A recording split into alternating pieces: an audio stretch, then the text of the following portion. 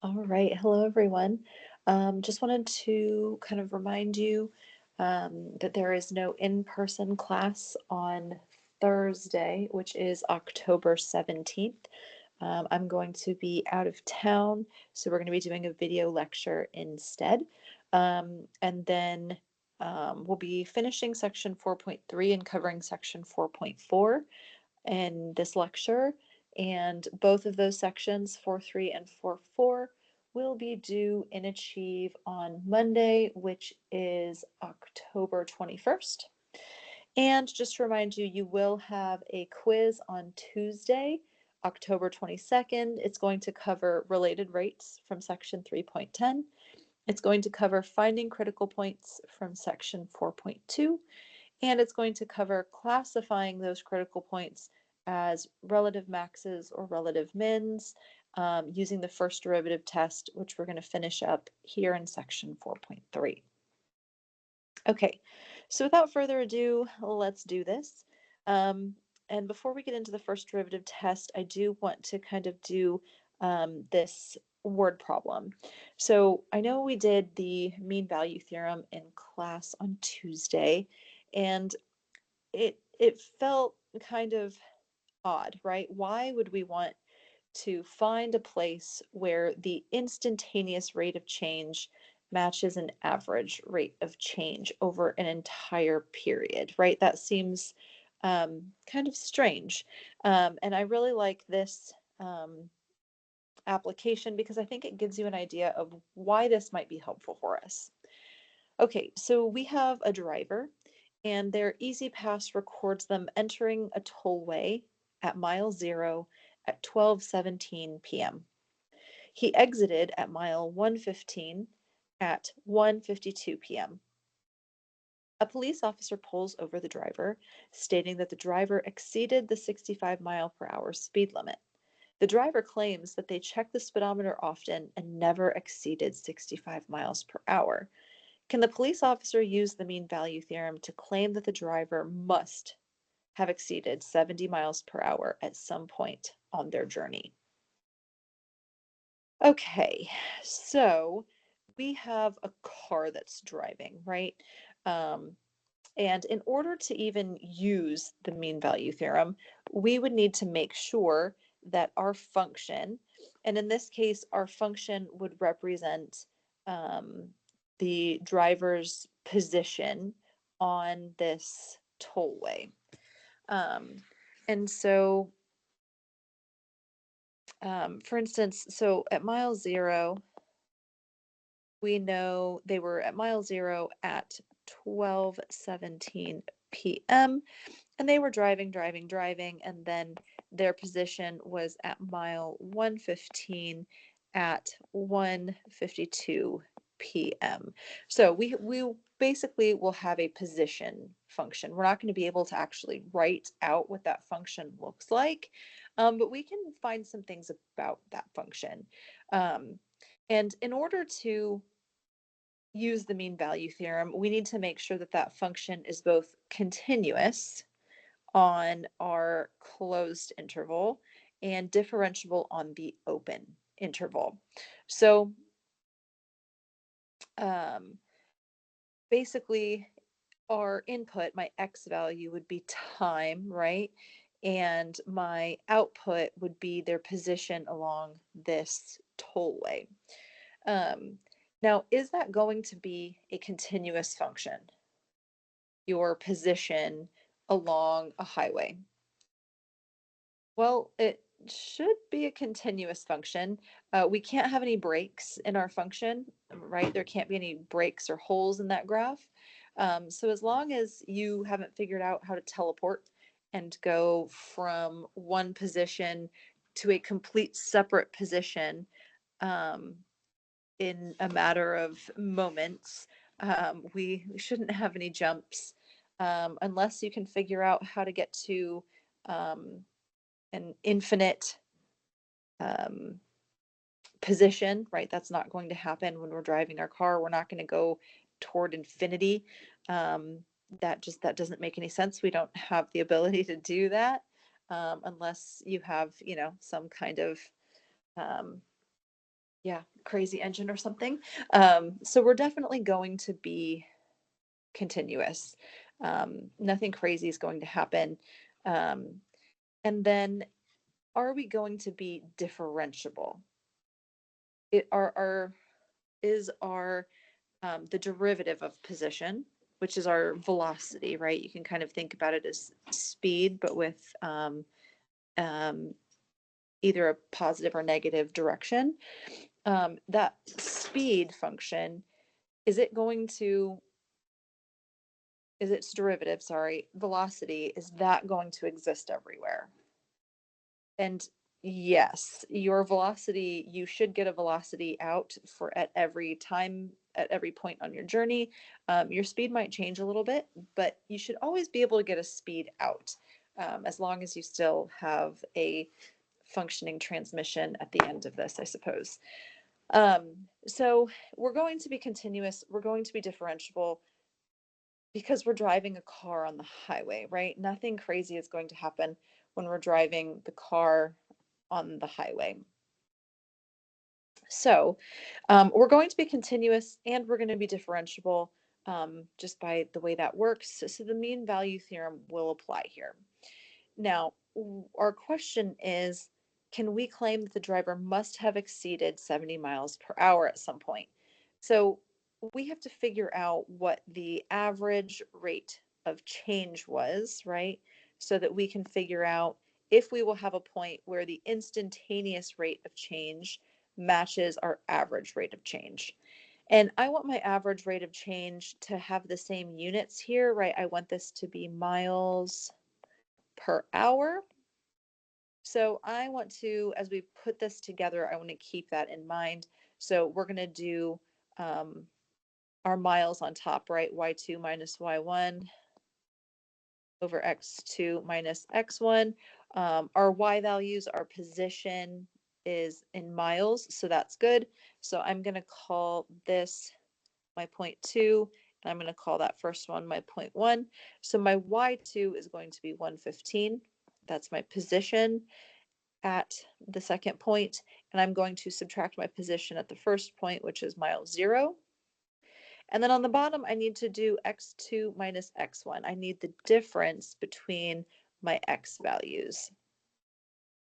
And so this is going to be a little harder to find. We haven't quite decided exactly what x is. And so let's just say if I call 12:17 p.m. x equals 0, if I want my x to be in hours, I have to figure out what x value would correspond to 1:52 p.m. So if I start at 12:17 p.m., and that's 0 hours along this highway, then at 1:52 p.m., my x value in hours would be, let's see, from 12:17 to 1:52, we would have 35 minutes, right? It's going to take 35 minutes to go from 17 after the hour to 52 after the hour. And then to go from 12 to 1, we have to go 1 hour. So it's an hour and 35 minutes from 12:17 p.m. to 1:52 p.m. And if we're measuring this in hours, it's going to be 1 plus 35 out of 60 hours. That will be my x value there. And so if I'm finding the difference between these, it will just be whatever 1 and 35 over 60 is. I'll go ahead and make that in improper fraction. So we'll have 60 over 60 plus 35 over 60. And so we will have 95 over 60. That's my x2 minus my x1. And that'll be in hours. So overall, my average rate of change here is 115 divided by 95 over 60. I'm going to keep change flip to figure out what this actually is. And when I multiply all of this out, I get 72.632.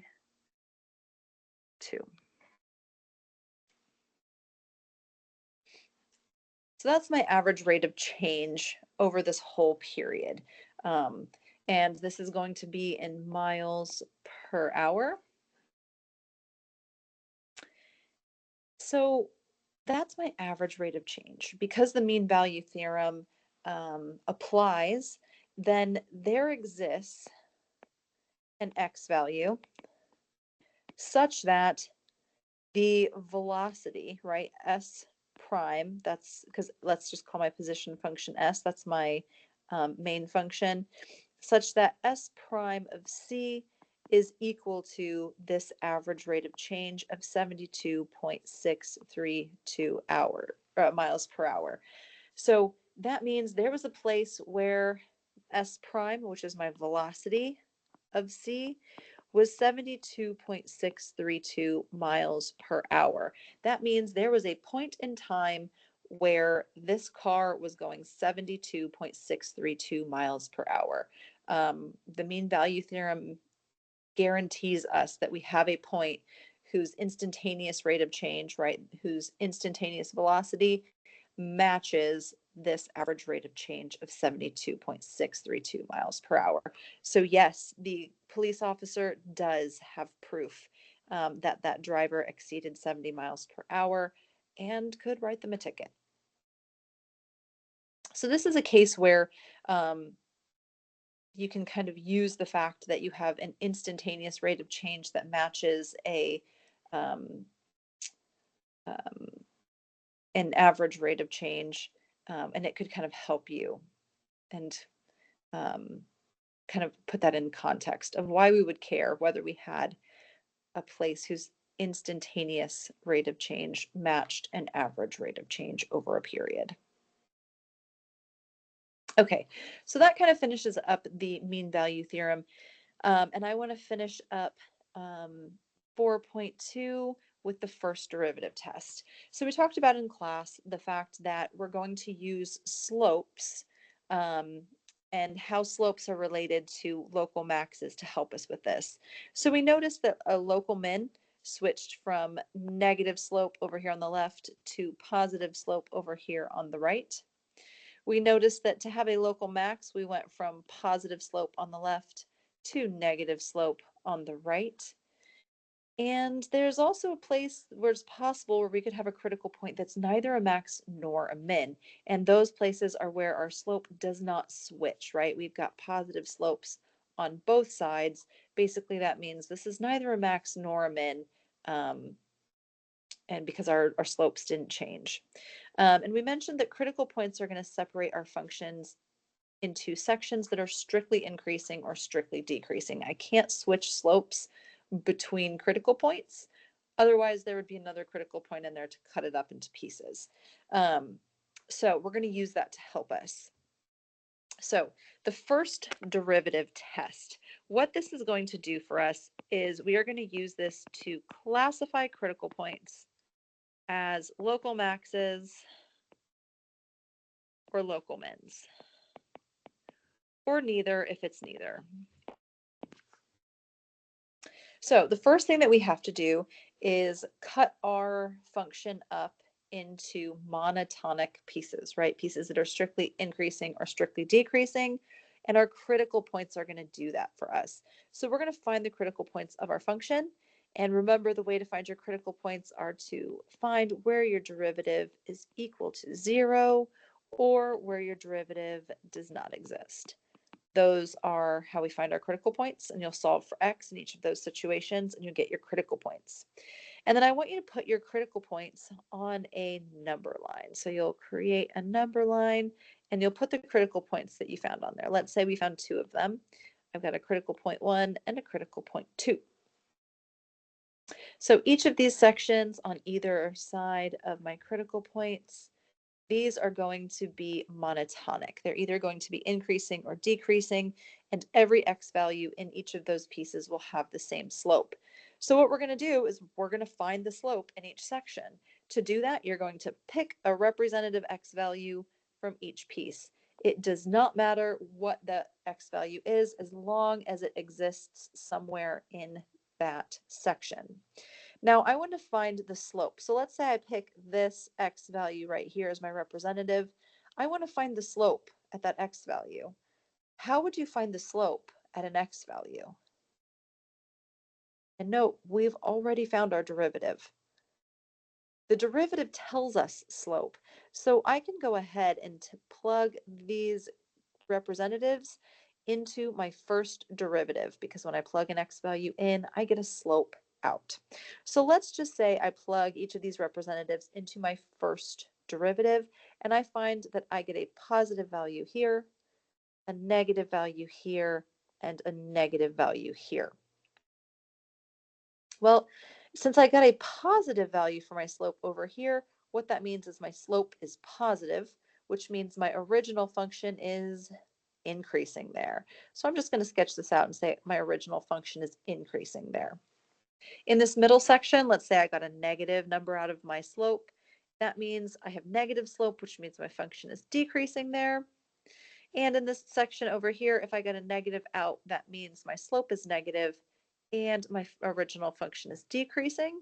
And now we can use this information to classify each critical point as a max or min.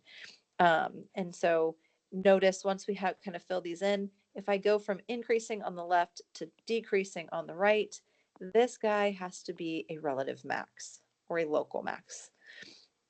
And over here at my critical point 2, I go from decreasing to still decreasing. So that's going to be one of these situations where I don't switch signs of my slope. And that means this is neither a max nor a min.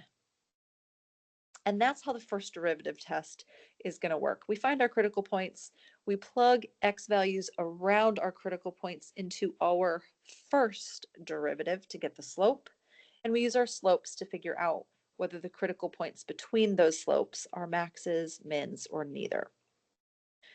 Okay, so let's go ahead and do a few examples of this. So we're going to use our first derivative to classify critical points as maxes or mins. So the first thing that we have to do is find our critical points. And just in the interest of time, I'm just going to do a couple of these. And so I'm going to take a look and make sure. All right, so I want to do numbers 2 and 3 here. We'll do these two. So let's just start with number 2. I want to classify my critical points as maxes or mins. So the first thing that I have to do is find my critical points. So we are going to find my derivative. If I take the derivative of this, we're going to use the power rule, and I'm going to get 12x to the third minus 12x squared minus 12x to the first plus 12 plus 0. That's a lot of 12s. And so I want to figure out where this thing is equal to 0. Note this is a polynomial, right? My derivative is a polynomial. That's going to exist everywhere. So my critical points are only going to be at the places where this thing equals 0. So if I'm going to try to figure out where this thing is equal to 0, I have to factor everything here on the left. Because I have 4 pieces to factor, we're going to factor by grouping. So we're going to chop this thing in half, and we're going to take the greatest common factor out of each side. Here on the left, the greatest common factor over here is 12x squared. So when I take that out, I'm going to get x minus 1. And here on the right side, my greatest common factor is 12. And I'm going to go ahead and take a negative 12 because that's going to make my signs match here.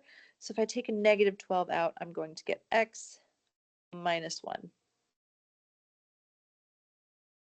And notice these match. That's a common factor, so we can take it out.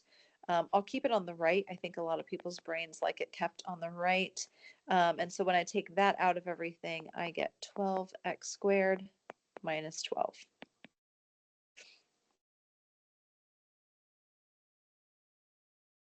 And if we wanted to, I can take this, I'll factor a 12 out over here just so we can get factored into our lowest form.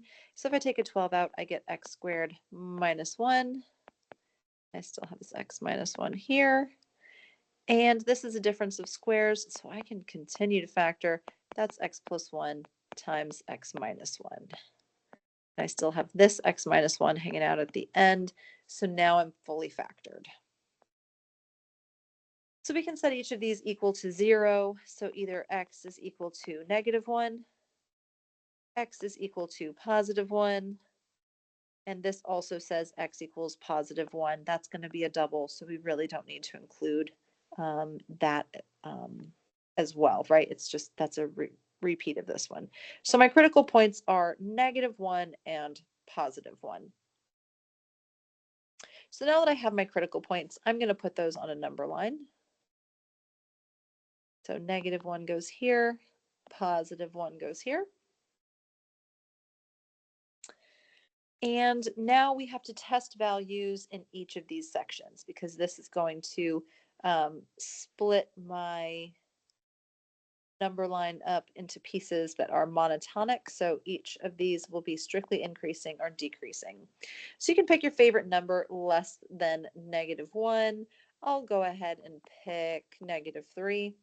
You can pick your favorite x value between -1 and 1. I'll go ahead and pick x equals 0. And you can pick your favorite number bigger than 1. I will go ahead and pick x equals 2. Now I'm looking for the slope at each of these representatives. So where am I going to plug this x value in to get slope out? Yep, you're going to plug it into your derivative. You'll plug it into this function right here. And notice you're going to be plugging these x values into the same function over and over and over again.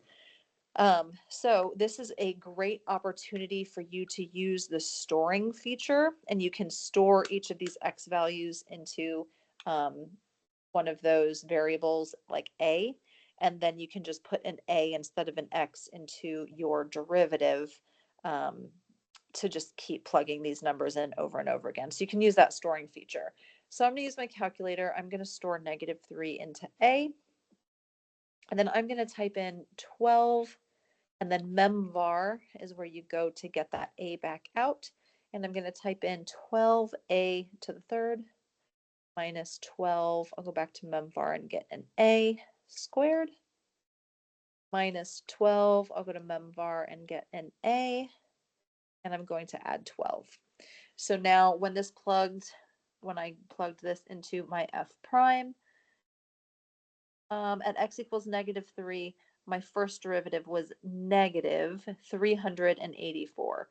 You can record the value if you want, but really this sign is really what we're looking for.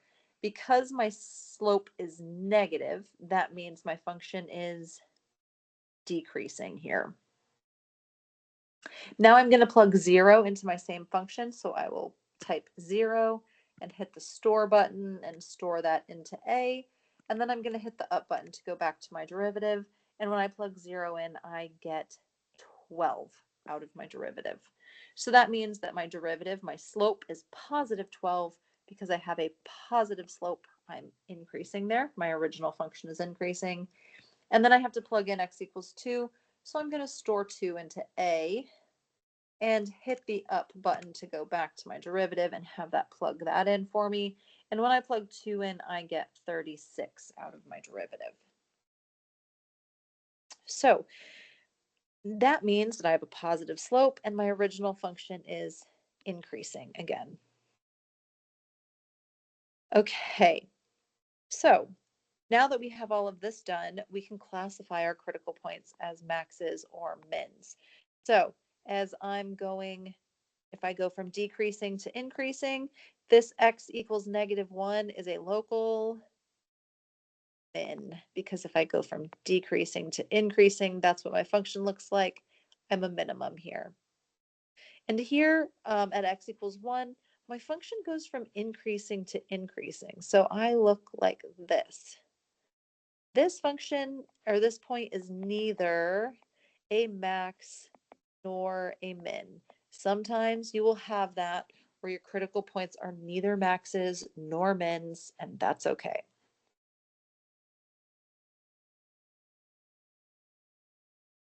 Okay. Cool. So that was the first derivative test to classify critical points of that function. Now let's move on to number 3. So what if I want to find the maxes and mins of this lovely trig function here, and I want to classify them as local maxes or local mins? So the first thing that we need to do is find our derivative. Okay, we have to find our derivative so that we can figure out where it's 0 or does not exist so that we can find our critical points. So how do we take the derivative of something like this? Well, cosine squared, that really means cosine of x squared. That's a chain rule, right? I'm going to need a chain rule to do that one. So if I have stuff squared, the derivative of stuff squared is going to be 2 times my stuff, which is cosine of x, to the first power. That's the derivative of the outside. And then I have to multiply by the derivative of my stuff. The derivative of cosine is negative sine x. So all of this is the derivative of cosine squared of x. And then I have to add to that the derivative of sine of x, which is cosine of x. Okay, so let's simplify this a little bit. I'm going to move this negative out front so that I don't confuse it with subtraction in my brain. So I'm going to have negative 2 cosine x sine x plus the cosine of x. And I just kind of took for granted, I ignored this 1 because anything to the first power is itself. So that 1 in these outer parentheses weren't doing anything. So I just kind of got rid of them. Hopefully y'all are okay with that. So this is what my derivative looks like. And what am I doing with my derivative? Oh yeah, I'm trying to find my critical points. So I'm going to figure out where this thing is 0 or fails to exist.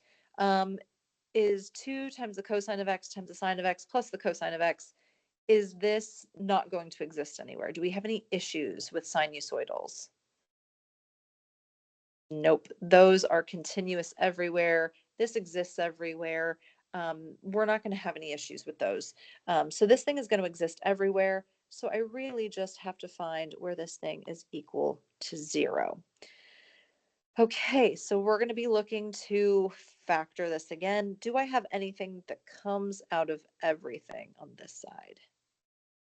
Yeah, I've got a cosine of x. So I'm going to take that cosine of x out of everything here. And when I do that, I get negative 2 times the sine of x plus 1 equals 0. And I've got two things multiplying to 0, so one of them's got to be 0. Either cosine of x equals 0 or negative 2 times the sine of x plus 1 equals 0. I'm going to move that sine x to the other side, so that means 1 equals 2 sine x. And I'm going to divide by 2, which means that the sine of x is 1/2. Okay, and I'm not quite done yet because I'm not all the way to x, right? I need to figure out what x is. And I'm only looking from 0 to pi, so I only need to figure out what the solutions are from 0 to pi. So where is cosine of x equal to 0 between 0 and pi? Well, my x value on my unit circle is 0 up at the top at pi over 2. We would also have a cosine of 0 at 3 pi over 2, but that's outside of my interval, so I'm not going to worry about that. Pi over 2 is the only solution in this interval. And then I also have to figure out where the sine of x is equal to 1/2. And really quickly on my unit circle, a y value of 1/2 is going to happen at these lower pi over 6 points, right? This is pi over 6. And this is 5 pi over 6, and that is where this is root 3 over 2 1/2, and this is negative root 3 over 2 positive 1/2. These are where our sine value is 1/2. So we're going to have pi over 6 and 5 pi over 6, and notice those are both between 0 and pi. So those are our solutions from 0 to pi. I'm going to go ahead and get rid of our unit circle here because we really just needed that to find our solutions, which we have now. And so now we have our critical points from 0 to pi that we were looking for. Pi over 2, pi over 6, and 5 pi over 6. So I'm going to put these on a number line. So let's see, pi over 6 is going to be here. Pi over 2 is somewhere in the middle, and then 5 pi over 6 is over here, bigger than pi over 2. And this is going to separate this into pieces, and we can choose a representative from each piece. And outside of the pi over 6 and 5 pi over 6, we're going to want to keep these representatives pretty close to our endpoints here, just because sine and cosine bounce around so much. We're going to want to keep them pretty close. So the closest nice angle less than pi over 6 is going to be an angle of 0, so I'm going to use that one. A nice angle between pi over 6 and pi over 2 would either be pi over 4 or pi over 3. You can really pick your favorite. I'll go with pi over 4. Between pi over 2 and 5 pi over 6, we could either choose 2 pi over 3 or 3 pi over 4. I'll continue with my pi over 4s, so I'll choose 3 pi over 4. And then over here, the next nice angle that's bigger than 5 pi over 6 would be 1 pi, right? 6 pi over 6. So those will be my representatives. And I'm going to test these representatives by plugging them in. And where am I plugging them in to? Yeah, I'm going to plug them into my derivative, which looks something like this. And again, you can plug these into your calculator. You could go to your unit circle if you wanted to see whether you were positive or negative. Or you can just put them in your calculator because we really don't need exact values here. We're really interested in whether our slope is positive or negative. So I'm just going to go ahead and store all of these values into my calculator and make my calculator do it. Big thing here is that we are dealing with radians, so make sure that your calculator is set to radians. At the bottom right-hand corner of your TI-30X2S, you should see either a DEG or an RAD. We want it to be in radians, so if yours does not say RAD, I want you to hit the DRG button in the top row and move that over to radians, and then you should see the RAD at the bottom.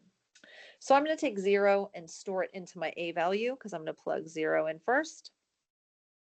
And then I'm going to plug it into my derivative here.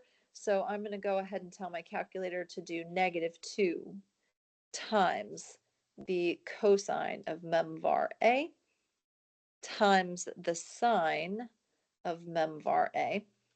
Right, so I've got -2 times the cosine of A times the sine of A. And I'm going to add to that the cosine of A. So I'm going to go to mem var and get A. And when I hit enter, when I plug 0 in, what I get out of my H prime, my slope is 1. That means that my slope is +1 and I am increasing here. Okay, so now I'm going to take pi over 4 and type that in and store that into A and overwrite it. And then I'm going to go up to my derivative, my -2 cosine A times sine A plus cosine A, and have it plug that in, and I get -0.29. Again, it doesn't have to be perfect because I'm interested in the sign here. This is a negative slope, which means my original function is decreasing there. Now I'm going to plug 3 pi over 4 in and store that into my A. And go back up to my derivative, and it's going to tell me that my slope here is +0.29. Because I have a positive slope, my original function is increasing there. And if I take pi and store it into A and then go back up to my derivative, I get -1. And because I have a negative slope, my original function is decreasing there. And so this is what my function overall generally looks like. And so now we can classify each of these critical points. Pi over 6, we go from increasing to decreasing. So that means that pi over 6 is a local max. At pi over 2, we go from decreasing on the left to increasing on the right, which means pi over 2 is a local min. And at 5 pi over 6, we go from increasing on the left to decreasing on the right, which means 5 pi over 6 is a local max. And that, my friends, is the first derivative test. That's how it works. And hopefully you get the idea with that. Make sure that when you're finding your critical points, you don't forget to look at either where your derivative is 0 or where it fails to exist. Something like number 4 here, this is a case where you might have a case where your derivative fails to exist. So we'll go ahead and just find the critical points, and then I'll leave it up to you to classify those critical points by picking your representatives and putting them in your derivative. But in number 4, I just want to kind of remind you how to find your critical points on something that looks like this. So let's find our derivative. To do our derivative here, we've got stuff to the 2/3 power. So in order to do this, if I've got stuff to the 2/3 power, the derivative of that is going to be 2/3 times my stuff, which is 1 minus x, to the 2/3 minus 1, negative 1/3 power. Right, that's the derivative of my outside with my inside function plugged in. And then I'm going to multiply that by the derivative of my inside function. The derivative of 1 minus x is negative 1.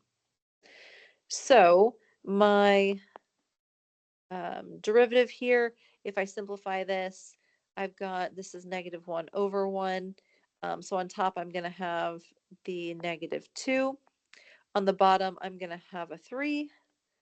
And this 1 minus x to the negative 1/3, because it's negative, I'm going to move it to the bottom. And I'm going to have 1, that's a minus x, sorry. Minus x to the 1/3 down here on the bottom. So that's what my derivative looks like. And so notice there isn't going to be any place on top. This is never going to be equal to 0. So this derivative is never going to be equal to 0. So I won't have any critical points from my derivative equals 0. But I do have stuff in my denominator. So I'm going to set that equal to 0 to find my critical points. And you can kind of solve that out. So I'm going to divide both sides by 3. So I'm going to get 1 minus x to the 1/3 equals 0. I can take both sides and raise it to the 3rd power.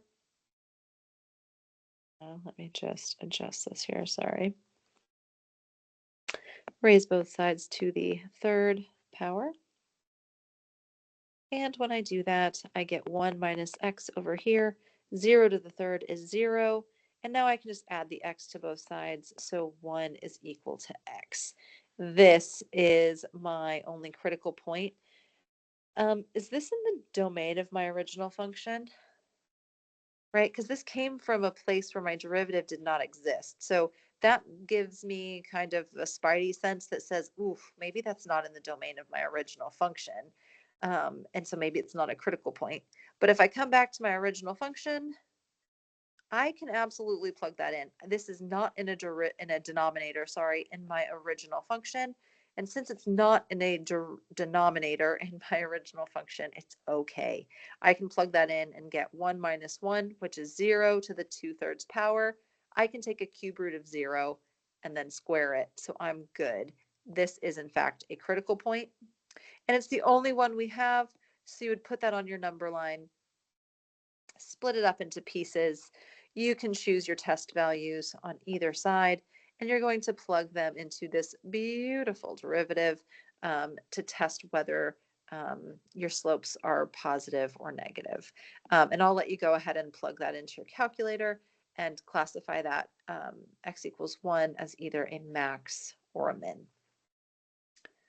Okay, so that is the first derivative test. That's how that one works. So now let's get into, that wraps up 4.3. So let's get into section 4.4. 4.4 is all about our second derivative and getting into something called concavity. So concavity. Concavity really talks about the shape of a graph. So a curve is concave up. Well, here, let's come back to concavity. So concavity tells us about the shape of a graph, and it tells us how a curve bends. So it kind of gives us a way to talk about how a curve bends and how it's shaped. And we're going to talk about pieces of a graph as being either concave up or concave down. And so a curve is concave up if its shape is any part of a smile. And it might be an entire smile, like this. It might just be half of a smile. It could just be the right side of a smile, or it could just be the left side of a smile. Any one of these would be considered concave up. It's any part of a smile, or any part of a bowl shape, I guess, if you like that better. And notice, if we are concave up, let's look at our slopes from left to right. Over here, our slopes are negative, right? And as we move to the left, our slopes get flatter and flatter, which means they're getting less negative. They're getting bigger, really. And down here, we hit 0. So we go from a big negative to a small negative to 0. And then we start increasing. This is still pretty flat, so it's a small positive. And as we go, our slopes are getting steeper and steeper, which means they're turning into bigger positive numbers. And so from left to right, notice the F prime, my slopes, increase from left to right. And that's on any of these, right? This is a small positive, bigger positive, bigger positive, bigger positive, bigger positive. This is a big negative to a smaller negative, to a smaller negative, to a smaller negative, to a smaller negative, which technically our slopes are getting bigger as we move from left to right when we're concave up. Okay, so now that's concave up. We are concave down. A part of a curve is concave down if its shape is any part of a frown. So we might have the whole frown, or we might just have the right half of a frown, or we might just have the left half of a frown. Any of these kinds of shapes are concave down.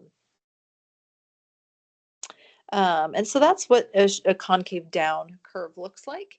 And as we move left to right, what do the slopes of a concave down function do? Well, over here, my slope's a pretty steep positive slope, so that's going to be a big positive number. Here it's a little flatter, but it's still positive, smaller positive, smaller positive, even smaller positive because we're flattening out. And then we hit 0. And then we have a slight negative, right? So that's going to be a small negative number. An even bigger negative number. It's a little steeper negatively, a little steeper negatively, a little steeper, very steep negatively, which means now we're getting into big negative numbers. So as we move from left to right, we went from big positives to small positives to 0 to small negatives to big negatives. Our slopes are decreasing from left to right. And that's going to be the case on any concave down section. As you move from left to right, your slopes get smaller and smaller and they decrease.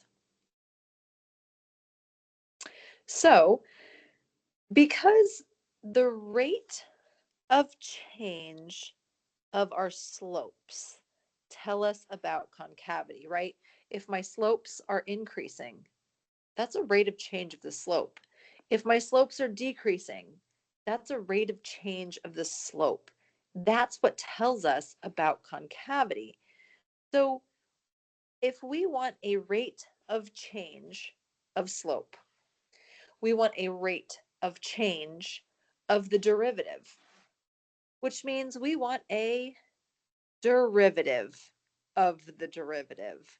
If we take a derivative of a derivative, we get a second derivative. It turns out our second derivative tells us about concavity because our second derivative is going to tell us how our slopes are changing. Okay, so let's assume that our second derivative exists for every x value between a and b. So since our second derivative exists, we can use this to tell us about concavity. If our second derivative at an x value is greater than 0 for all x in that interval from a to b, right? For all x values between a and b, if our second derivative is positive, that means the derivative of our slopes is positive. That means that my slopes are increasing. And if our slopes are increasing, that means we are concave up. So if your second derivative is positive, then your original function f is concave up on that interval from a to b. Right? If your slopes are increasing for every x value between a and b, then your function's concave up on that entire section. And similarly, if our second derivative is less than 0 for all x values in my interval from a to b, that means my second derivative, the slope, the rate of change of my slopes. If the rate of change of my slopes is negative, that means my slopes are decreasing, which means my original function is concave down on that interval. And I use CCU for concave up, CCD for concave down. Just shorthand there.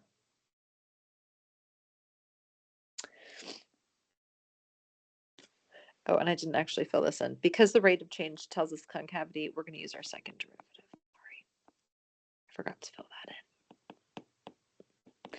Because the rate of change of slope is the rate of change of a derivative. It's the derivative of a derivative, which is our second derivative. So positive second derivative means that our OG function's concave up. A negative second derivative tells us that our OG function is concave down. So the way I like to remember that is if your second derivative is positive, you're feeling happy and you're smiley and you're concave up. If your second derivative is negative, you're feeling negative, you're feeling frowny, and your function is concave down, right? So if you're positive, you're smiling. If you're negative, you're frowning. That's kind of how I like to remember that and what comes out of our second derivative. Okay, so that's what our second derivative tells us. It's about concavity.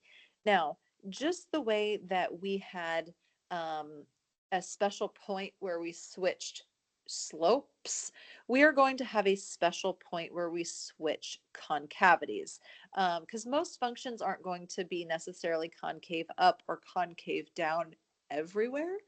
We might actually have sections, parts of functions that are concave down, and other parts of that same function might be concave up.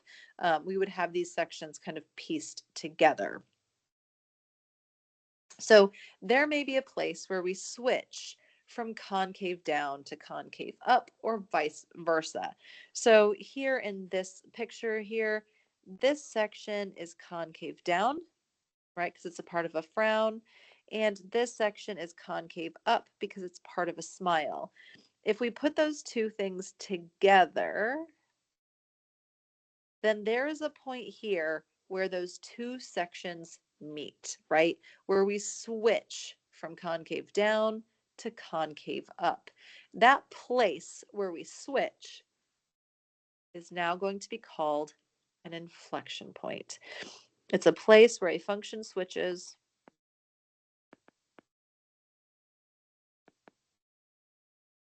from concave down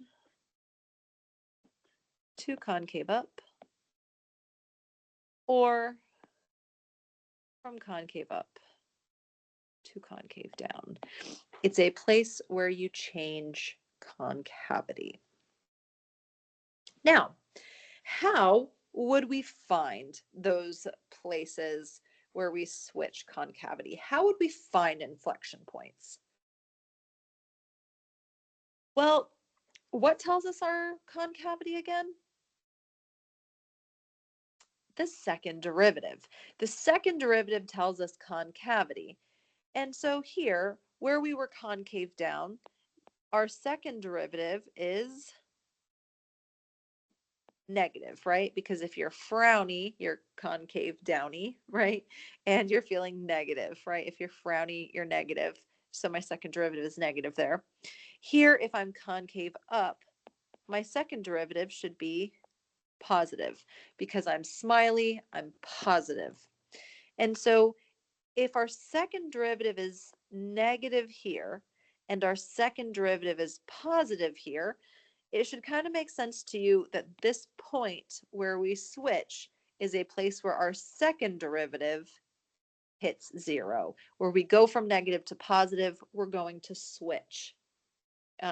There's a place where we're going to have to hit 0 to switch between those. So it's where a function switches from concave up to concave down or vice versa. It's also a place where my second derivative equals 0, right? Where we switch from negative to positive. Or just like with critical points, that's the word I'm looking for, we could also have a place where my second derivative fails to exist. That would also count as an inflection point, right? So if we go from negative to positive, we either need to hit 0 or something weird needs to happen and our second derivative would fail to exist. So this is how we are going to find our inflection points. Notice they're just like critical points, but we're using our second derivative instead of our first derivative. And so that's really what an inflection point is. So let's practice finding inflection points. So find the points of inflection of f of x equals cosine x from 0 to 2 pi. So if we want to find the points of inflection, we have to figure out where our second derivative is 0 or fails to exist. So that means we have to find our second derivative. To find our second derivative, we got to find our first derivative first. So what's the derivative of cosine x? Yep, it is negative sine x. And then to find my second derivative, I can take the derivative of my first derivative. So what's the derivative of negative sine of x? Yep, it's going to be negative 1 times the derivative of sine, which is cosine of x. So negative cosine of x, that's my second derivative. Does this fail to exist anywhere? Nope, cosine of x is a sinusoidal. It's going to exist everywhere. So the only inflection points that we're going to have is where that second derivative equals 0. And again, we're finding all the solutions from 0 to 2 pi. So I can multiply both sides by a negative 1 here. And we're looking for all the places where cosine is 0. Where is cosine 0 from 0 to 2 pi? Right, that's where the x values are 0 on my unit circle. So that's going to happen at pi over 2 and 3 pi over 2. Those are the two places on my unit circle where our x values are 0. So those are our inflection points. And with inflection points, we're usually going to want to refer to them by both the x and the y. It's just kind of a weirdo thing that critical points are usually just referred to by the x values, but critical points are usually referred to as ordered pairs. So we know the x coordinates how would we find our y coordinates?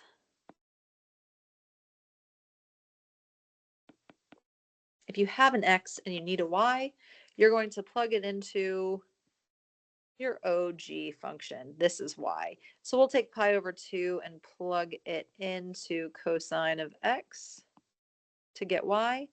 And the cosine of pi over 2 is 0. And if we plug 3 pi over 2 into my OG function, cosine of x, then my y value is the cosine of 3 pi over 2, which is 0. So that means my inflection points are pi over 2, 0, and 3 pi over 2, 0. And again, Achieve will probably tell you if it wants an ordered pair or just an x value will do. But most of the time, it's probably going to ask you for an ordered pair for your inflection points, which is slightly different. Okay. Now, just like critical points separated our function into places where we were monotonic, right, strictly increasing or strictly decreasing, our second derivatives, our inflection points, sorry, is going to separate my original function into places where we are either strictly concave up or strictly concave down. So we can actually find intervals where we are only concave up or only concave down by kind of the same way that we did with our first derivative test, and kind of put these on a number line and figure out which sections are concave up and which sections are concave down. And we can just kind of figure out from there where we're concave up and concave down.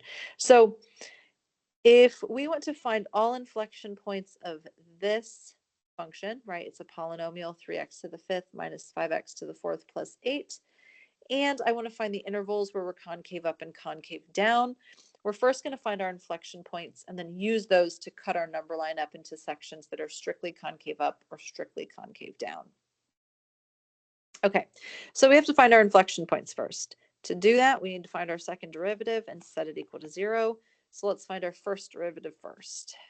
The first derivative of this thing is going to be 15x to the 4th minus 20x to the 3rd plus 0. And that's the first derivative. Now we can find our second derivative. So let's find the derivative of the first derivative, and we get 60x to the 3rd minus 60x squared. And that is our second derivative. So to find our inflection points, we have to figure out where that second derivative equals 0 or does not exist. Are there going to be any points where this thing fails to exist? Nope, it's polynomial. It's going to exist everywhere. So our inflection points are only going to happen where that second derivative equals 0.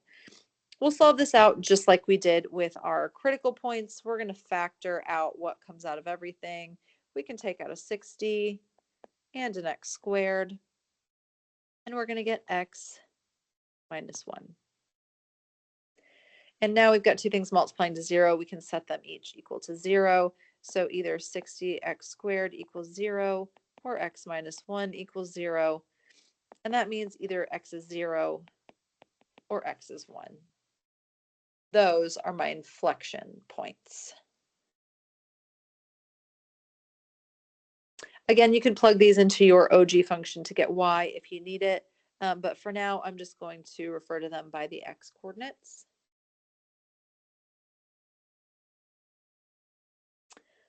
And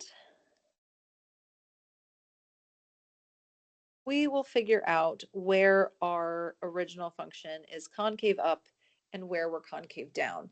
So these inflection points are going to split our number line up into sections where we're strictly concave up or strictly concave down.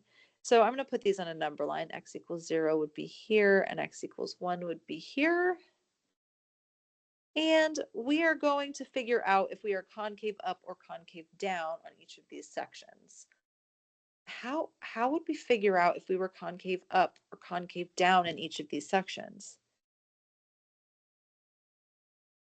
Well, what would tell us if we were concave up or concave down? What tells us about concavity? Yeah, it's our second derivative, right? Our second derivative tells us about concavity. So what we're going to do is pick a representative in each of these sections. And we're going to figure out if we're concave up or concave down there by plugging those values into your second derivative because we are looking for concavity. So I'm going to pick a representative from each piece here. I'll pick -1 here. I will pick 1/2 in here, and I will pick 3 over here. Now, to find concavity, I'm plugging these into my second derivative, which is here. And again, we're plugging values into the same function over and over again. So I'm going to use my store function in my calculator. I'm going to take -1 and store it into a. And then I'm going to type in my second derivative with a's in place of my x's. So I'm going to do 60 mem var a to the third minus 60 mem var a squared. And that's my derivative. So now when I plug -1 in, I get -120. So what that means is my second derivative is negative there, which means that my original function is concave down. We're negative, we're feeling sad, we're feeling frowny, and concave downy, right? Um, and then we'll take 1/2. So I'm going to take 1/2 or 0.5 and store it into my a value and hit the up button to push that into my second derivative here. And when I put it into my second derivative, I get -7.5. Because my second derivative is negative, that means my original function is concave down. I'm negative, I'm frowny, and concave downy. And if I take x equals 3 and store it into a, and then hit my up button to plug that into my second derivative, I get that my value of my second derivative is 1080 there. That is positive, right? It's a huge positive number. That means my second derivative is positive. You're positive, you're feeling happy and smiley, and you are concave up. So now we know all of the places where we are concave up and concave down.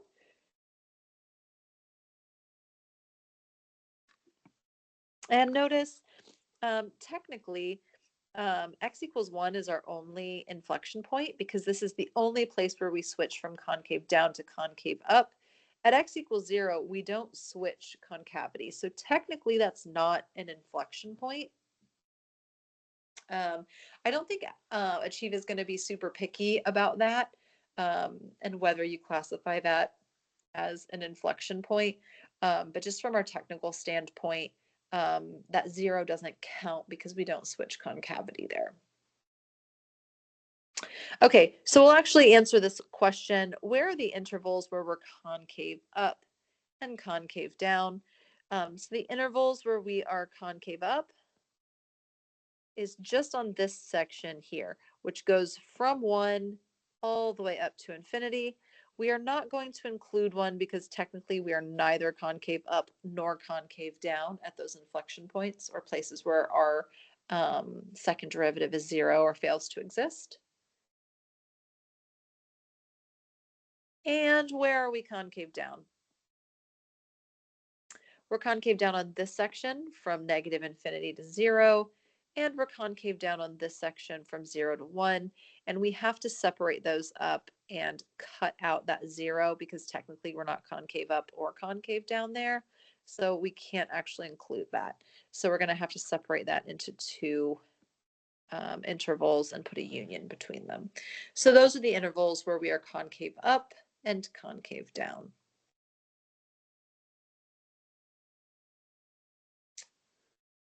Okay. So I want you to go ahead and hit the pause button for me and try to do number 3 on your own. And I want you to find the inflection points of this and the intervals where we are concave up and concave down. And then hit play when you're ready. All right, hopefully you've had a chance to do this. So to find our inflection points, we have to find the second derivative. So first we're going to find our first derivative. And to take the derivative of x to the 5/3, we'll bring that 5/3 down and subtract 1. So 5/3 minus 3/3 is going to give me a 2/3 left because power rule. And now I can find my second derivative. If I bring this 2/3 down, I'm going to have 5/3 times 2/3. When you multiply straight across, you get 10/9 times x to the 2/3 minus 1. 2/3 minus 3/3 is negative 1/3. And again, when we're evaluating and trying to set this equal to 0 or figure out where it doesn't exist, when you have negative exponents, I want you to write that as a fraction so that your brain has an easier time of processing that. So we're going to move that down into the denominator. So I have x to the positive 1/3 down there on the bottom. Okay, so where would this thing be equal to 0? Well, it would be equal to 0 where the numerator was 0, but 10 is never going to be 0, so I don't get any inflection points from where my second derivative is equal to 0. So the only inflection points I'm going to get is where the denominator equals 0. That will be where my second derivative does not exist. So I'm going to set 9x to the 1/3 equal to 0 and solve that out. We'll divide both sides by 9. 0 divided by 9 is still 0. And then we'll take both sides and raise it to the 3rd power.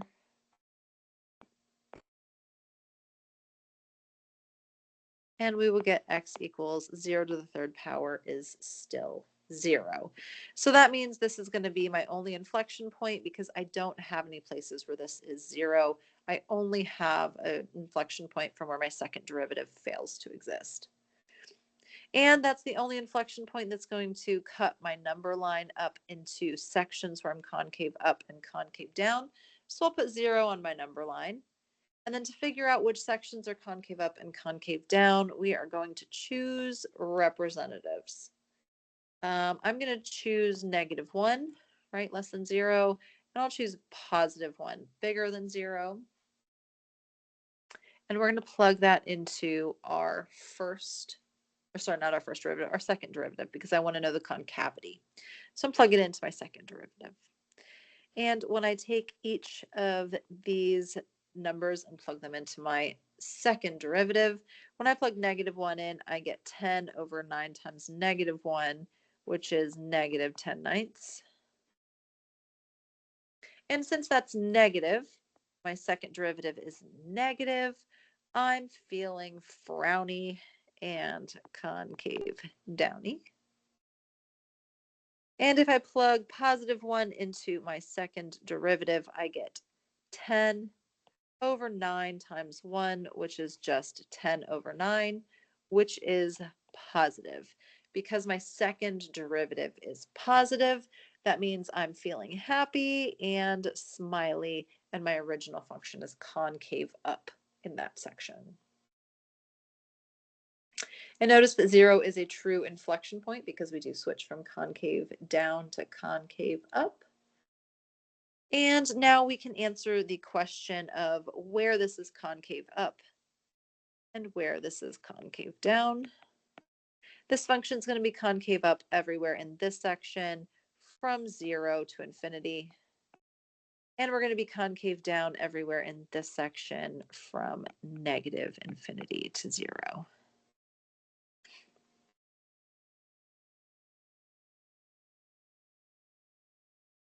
All right.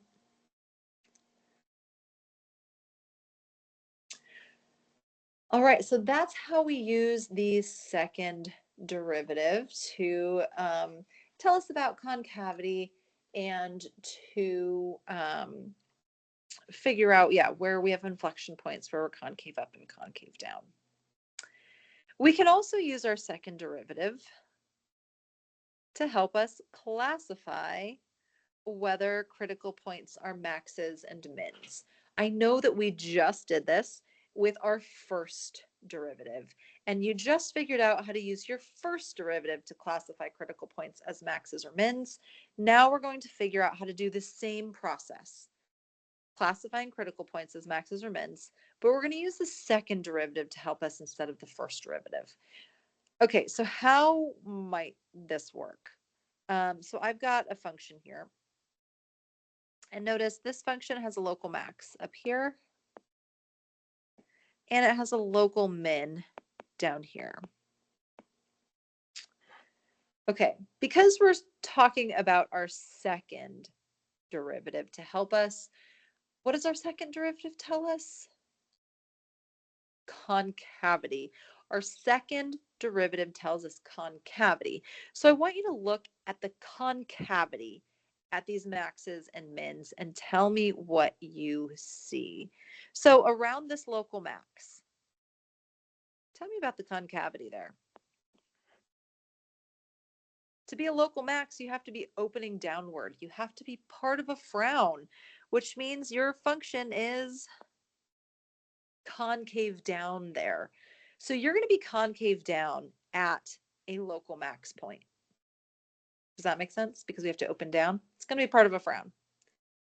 And then take a look at the general vicinity of this local min and talk to me about the concavity in that general area. Well, right around the local min. In order to be a local min, I have to go from decreasing to increasing. We have to look like part of a smile.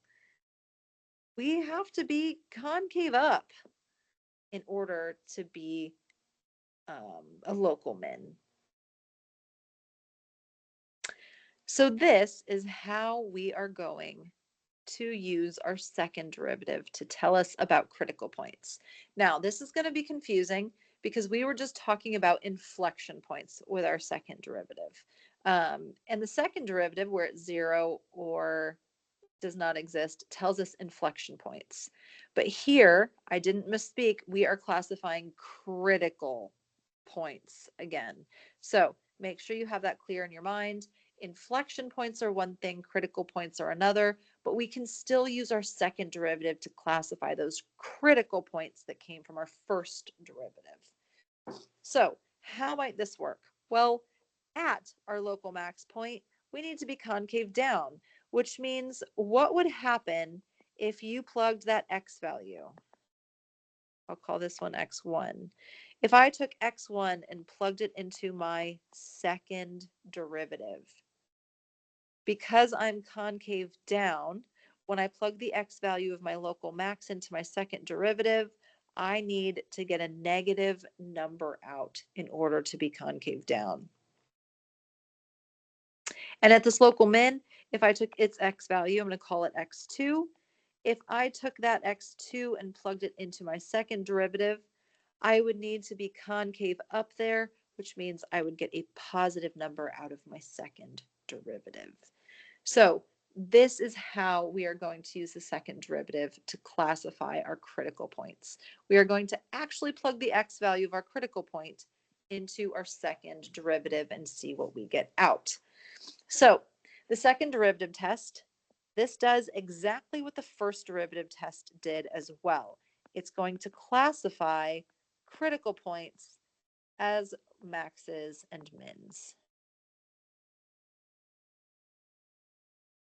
So you'll get the same answer whether you use the first derivative test or second derivative test, but the process is going to be slightly different.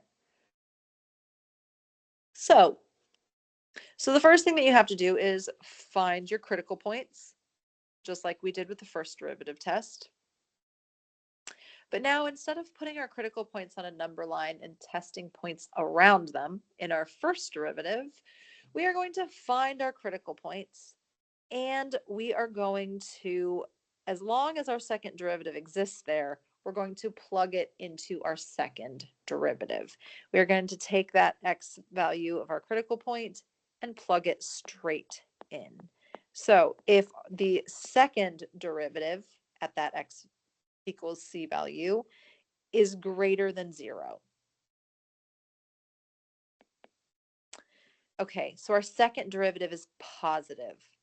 If our second derivative is positive, that means my original function is concave up. If I'm part of a concave up section, that means that that critical point is a local min, because if I'm concave up, I'm at a local min. If my second derivative at C is less than 0, if I take that critical point and plug it into my second derivative and I get a negative number out, that's going to be confusing. If I get a negative number out, then a negative out of my second derivative means that my original function is concave down. And if I'm concave down, that means that the critical point there was a local max.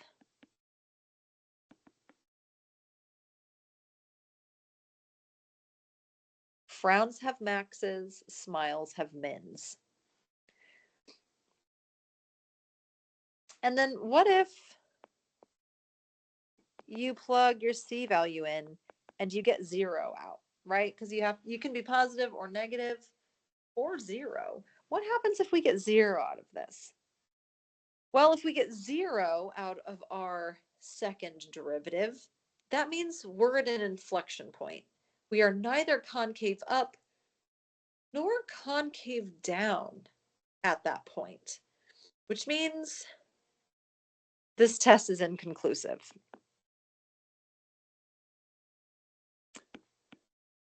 It means the second derivative does not have enough information to tell us whether that critical point is a max or min.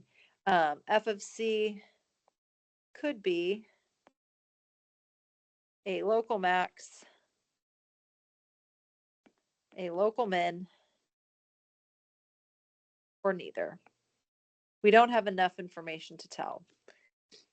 So if our second derivative test is inconclusive, we would have to go back to our first derivative test.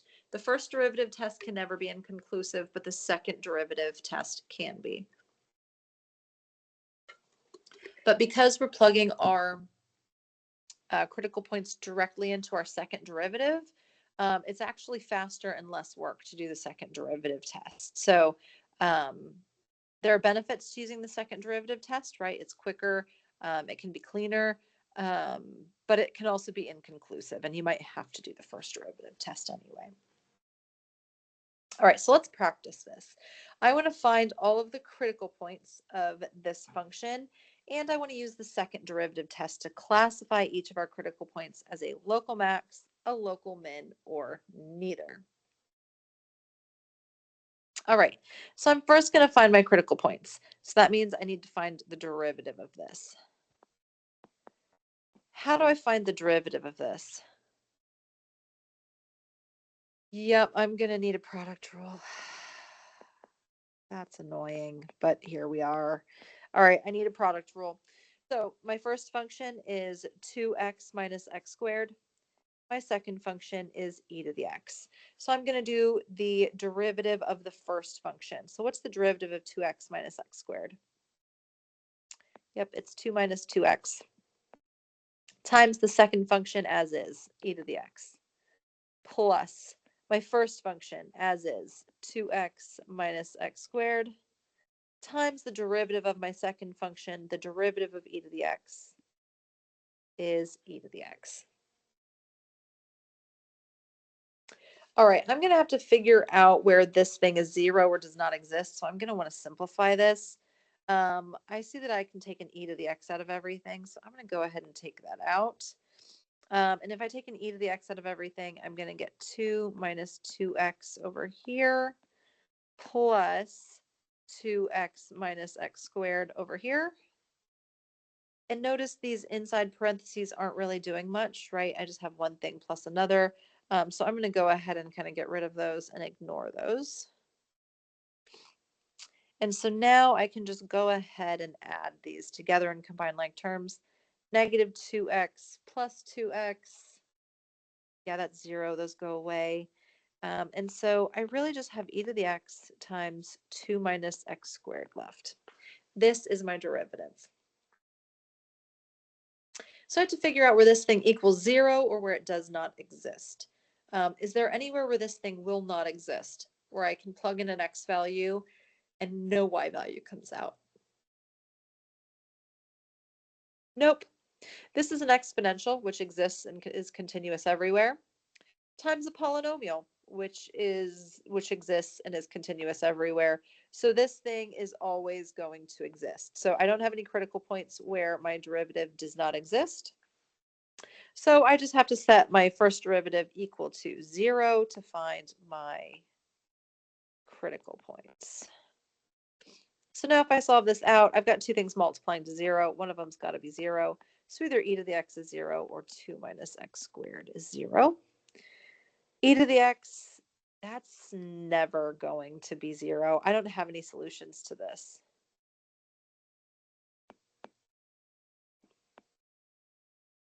But this one, if I solve for this, I'm going to add the x squared to both sides. And I'll take the square root of both sides. Don't forget your plus and minus. So that means I get two critical points from this, plus and minus root 2. And notice the domain of my original function was everything, so those are both critical points. They are both in the domain of my original function. So now I have to figure out whether this is concave, whether each of these critical points is a local max or a local min. So in order to do that, I need to find my second derivative, right? To plug those into my second derivative, I need to find it. So my first derivative was here. So I'm going to take the derivative of that.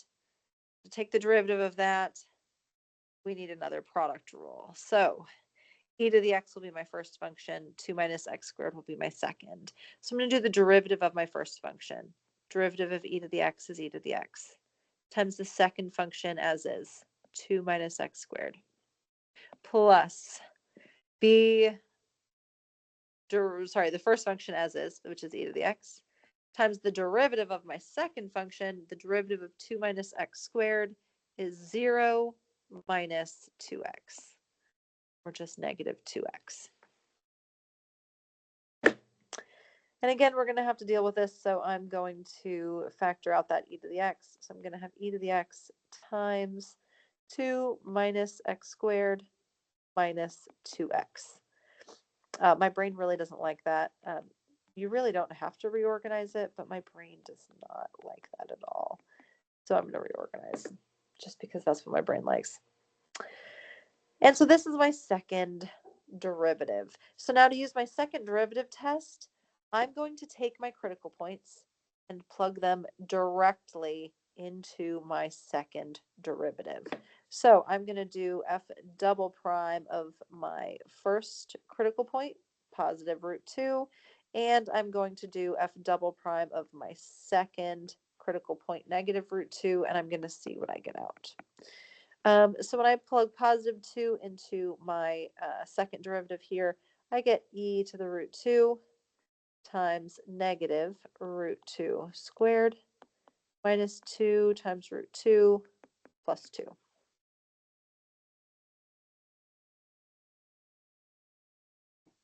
And I'm going to get e to the root 2 times root 2 squared is just 2. So this is going to be negative 2 plus 2. Those go away. And I just have negative 2 root 2 left in here. E to the root 2, this is a positive number, times negative 2 root 2. This is going to be a negative number coming out of my calculator. If you'd like to, you can go ahead and plug that whole thing into a calculator and get a value out. And you can see that it will be a negative number.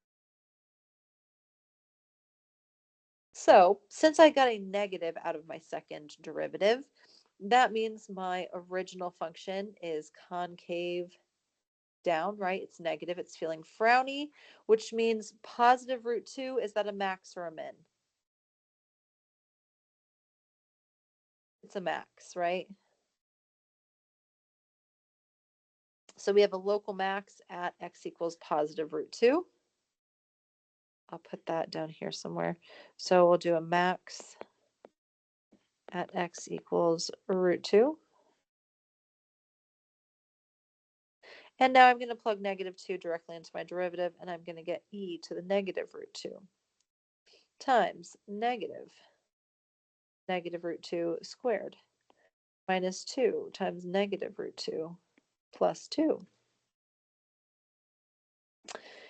This is e to the negative root 2. That's still a positive number. I'm going to get 1 over e to the positive root 2. That's a fraction. It's a very small number, but it's positive. And then in here, if I take negative root 2 and square it, I'm going to get a positive 2 out of that. But then I multiply by this negative. I've got negative 2 plus 2. These guys cancel again. And when I multiply these guys, negative times a negative gives me a positive 2 root 2 inside of here. So when I take 1 over e to the root 2, that's a positive number, times 2 root 2, which is a positive number, I'm going to get a positive number out of that, which means my second derivative is positive. That means my original function is feeling happy and smiley and concave up. And so if I'm concave up, do I have a max or a min there? Yep, I have a min. So I know that we have a min at x equals negative root 2, and we have classified both of our critical points as maxes or mins. So that's how the second derivative test is going to work. You are basically just going to plug your critical points directly into your second derivative. Okay, so I'm just going to kind of zoom through this. We're starting to run out of time a little bit. So number 2, hopefully you have the gist of this. You're going to find your critical points first. And so to find your critical points, you're going to take your first derivative. Here it's going to be 5x to the 4th minus 20x to the 3rd. You'll set that equal to 0. Just going to do this pretty quick. And we're going to get x equals 0 and x equals 4. Those are our critical points. And if I want to classify those as maxes or mins, using my second derivative, then I'm going to have to plug them into my second derivative. So I'm going to have to find my second derivative. So I'll go back to my first derivative and take the derivative of that, and we get 20x to the 3rd minus 60x squared. So now if I want to use this to classify my critical points, I'm going to take my critical points and plug them directly into my second derivative.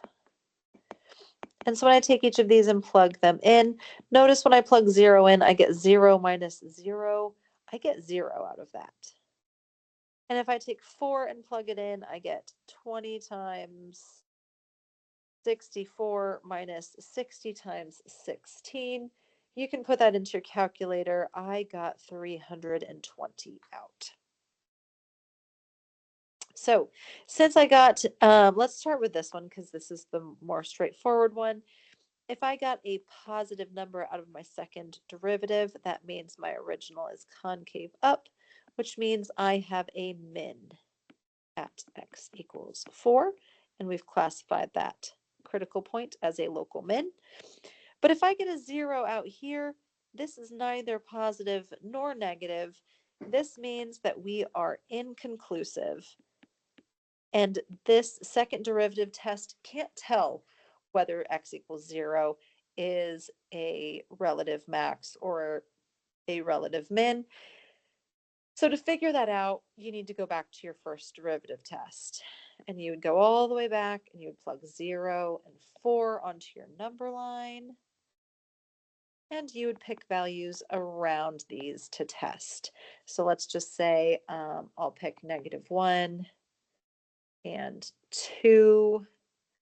And we don't really need this one because we've already classified x equals 4, but I'll show you, you get the same thing. So if I plug 6 in, first derivative test, to classify these, you are going to find your slopes at each of these. Oh, sorry, G. So when I plug each of these into my first derivative, when I plug -1 in, I get positive 25. When I plug 2 in, I get negative 80.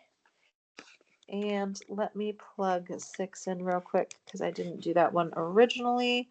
So when I plug that in to my first derivative, 20 to the third, I get positive 2160, so 2160. And notice these are from my first derivative. These are slopes, which means I'm increasing here, I'm decreasing here, I'm increasing here, which means even though my second derivative could not classify 0, my first derivative can. I go from increasing to decreasing. This is a local max. And notice my first derivative test does, in fact, agree that x is a local min. Okay, so that's the second derivative test. I just have one more thing that I want to kind of go through with you, which is graphs. So now we have our second derivative to contend with here. And to help you deal with second derivative graphs as well, I'm going to expand on the table that we have been working with, and I'm going to add my second derivative to it. So we know that if my original is increasing, my first derivative is going to be above the x-axis. And I know that if my original is decreasing, my derivative is going to be below the x-axis. And I know that if my original has a max or a min, we are going to have an x-intercept, right? We're going to have y equals 0 on my first derivative. And I'm actually going to separate out max and min here, just because we are now going to add our second derivative, and that's going to adjust kind of what we can say about our second derivative. We'll add that in. So just because our original was increasing or decreasing, that's not enough to say anything about our second derivative. There's just not enough info here. So there's not much that we can really add to that bit. But if we have a max or a min, we've just figured out that if we have a maximum on my original function, I need to be concave down, which means my second derivative needs to be negative. If I have a negative y value on my second derivative, this is below the x-axis. And if I'm at a min, notice that that means that my second derivative needs to be positive because I need to be concave up. And that means that my second derivative needs to be above the x-axis there. And then I'm going to add a couple more things. I'm going to add concave up. I'm going to add concave down.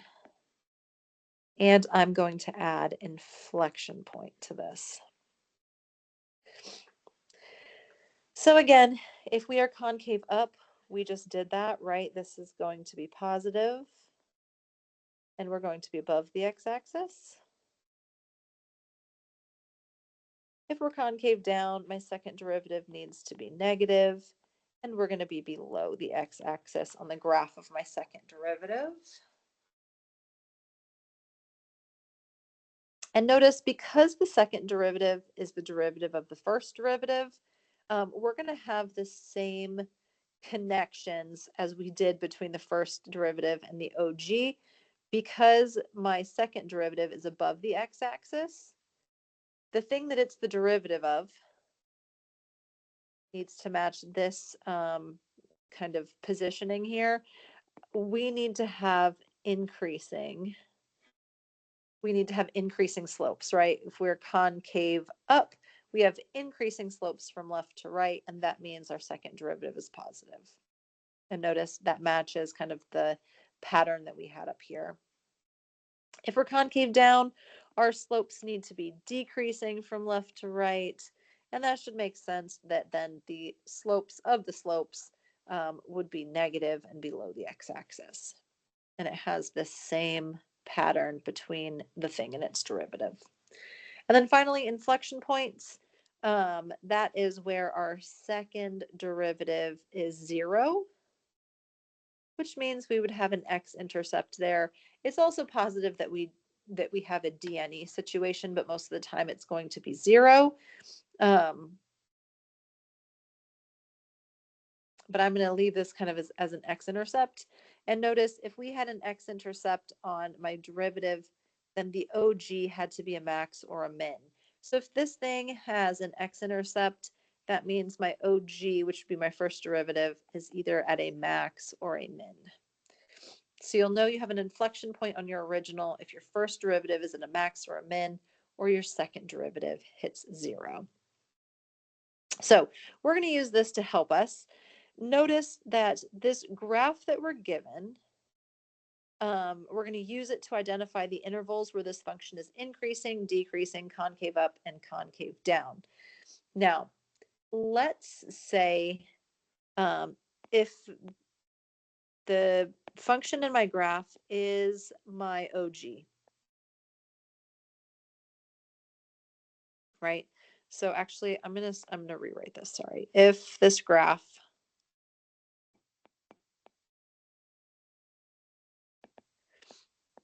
is my original function, then we can figure out where we're increasing and decreasing and concave up and concave down by looking at it, right?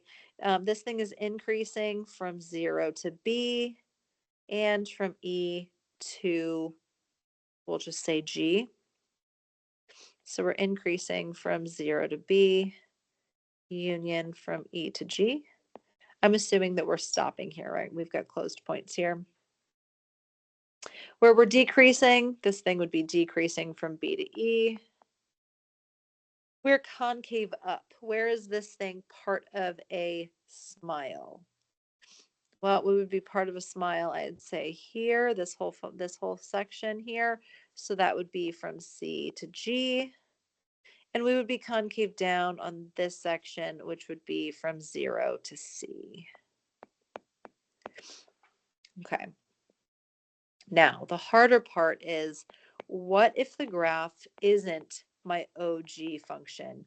What if this graph represents my first derivative?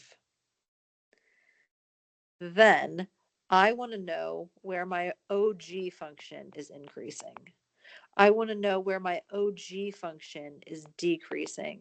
I want to know where my OG function is concave up, and I want to know where my OG function is concave down. Okay. We have to connect what we want to what we have.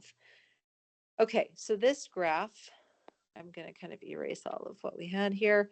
This graph is now my slope graph, right? This is my derivative. So if I want to know where my original function is increasing, well, my original function is increasing when my first derivative is above the x-axis. So really, that would be looking at where f prime is above the x-axis. Where is this function above the x-axis? From A to D and from F to G.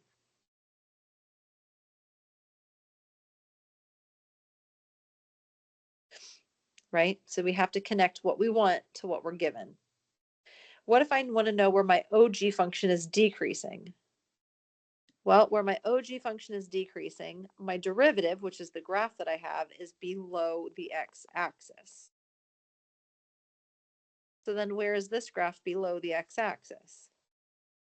Well, it's here from 0 to A And it's here from D to F. Does that make sense? You got to connect what you want to what you've got.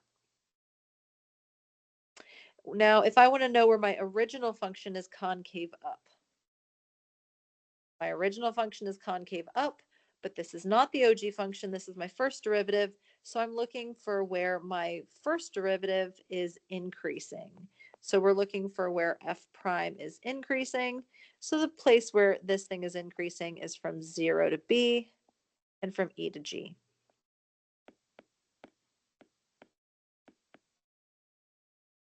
And if I want to know where my original function is concave down, I'm looking for places where my first derivative is decreasing. And this is decreasing from B to E. So that is how all of this stuff is connected with graphs to our second derivative as well. And again, we're just kind of added to that table. This is going to help you connect what you're looking for to what you have on the graph that you're given. All right, so that concludes section 4.3. So you can go ahead and work through that homework. Both that was 4.4. Both 4.3 and 4.4 will be due on Monday. Let me know if you have any questions. I will be available on Friday if you have any questions or if you want to meet with me. Just let me know. I hope you have a lovely day, and I will see you next week on Tuesday for the quiz.